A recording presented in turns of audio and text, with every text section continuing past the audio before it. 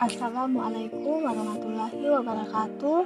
Perkenalkan, nama saya Valerie Toroilu, NPM 9201402111019. Saya dari Prodi Pendidikan Biologi. Di sini saya akan menjelaskan materi tentang sistem pencernaan pada manusia. Sistem pencernaan merupakan suatu proses yang mengubah makanan menjadi sari-sari makanan yang dapat diserap oleh tubuh. Sistem pencernaan dibedakan menjadi dua. Yang pertama, pencernaan secara mekanik, dan yang kedua, pencernaan secara kimiawi. Pencernaan secara mekanik adalah proses mengubah makanan menjadi lebih kecil dan lebih lembut. Sedangkan pencernaan secara kimiawi adalah mengubah zat makanan yang kompleks menjadi lebih sederhana dengan bantuan enzim supaya mudah diserap oleh tubuh. Sistem pencernaan pada manusia terdiri dari yang pertama, mulut, kerongkongan, lambung, usus halus, usus besar, dan anus.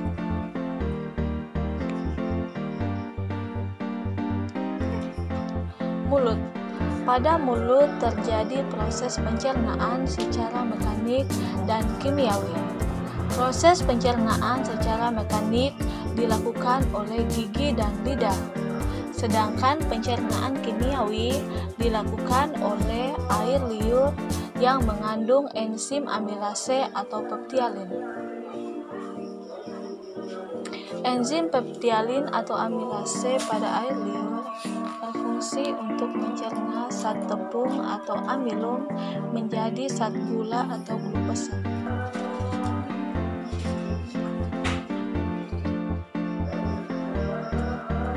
Kerongkongan. Di dalam kerongkongan, makanan didorong ke lambung oleh gerak peristaltik. Gerakan peristaltik adalah gerakan meremas dan mendorong pada dinding kerongkongan.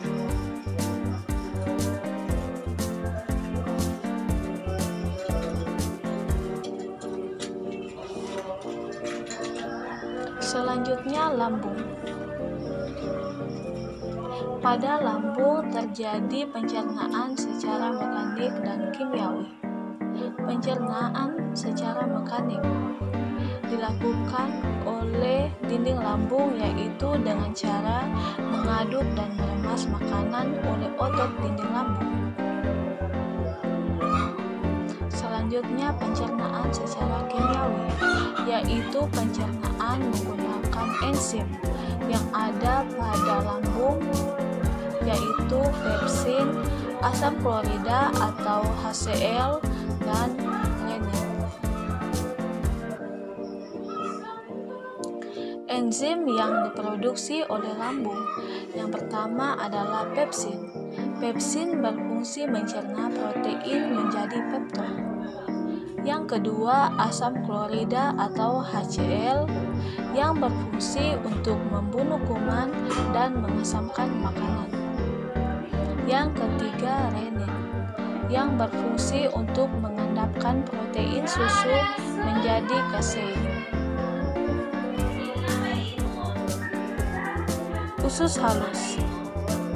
Setelah makanan masuk ke lambung, kemudian dari lambung makanan akan masuk ke dalam usus halus.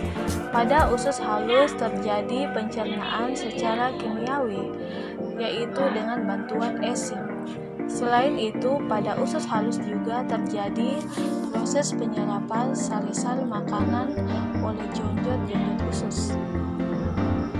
Nah, pencernaan kimiawi pada usus halus dilakukan oleh enzim lipase, amilase, dan tripsin. Pankreas dan hati menghasilkan enzim yang bekerja pada usus halus. Adapun enzim yang diproduksi oleh pankreas dan bekerja di usus halus, yang pertama enzim lipase. Enzim lipase berfungsi untuk mencerna lemak menjadi asam lemak dan gliserol.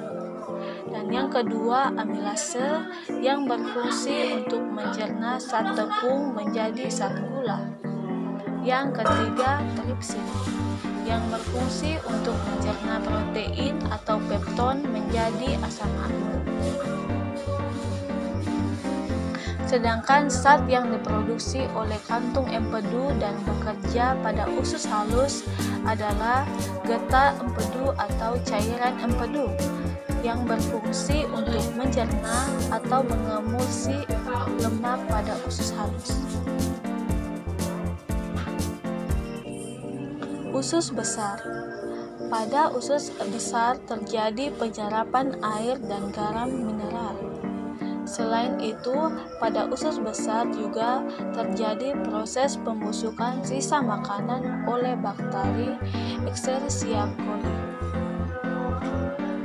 Anus. Anus berfungsi sebagai lubang pengeluaran feses atau bahan padat hasil pembusukan. Demikian tadi pembahasan materi kita pada hari ini. Diucapkan banyak terima kasih.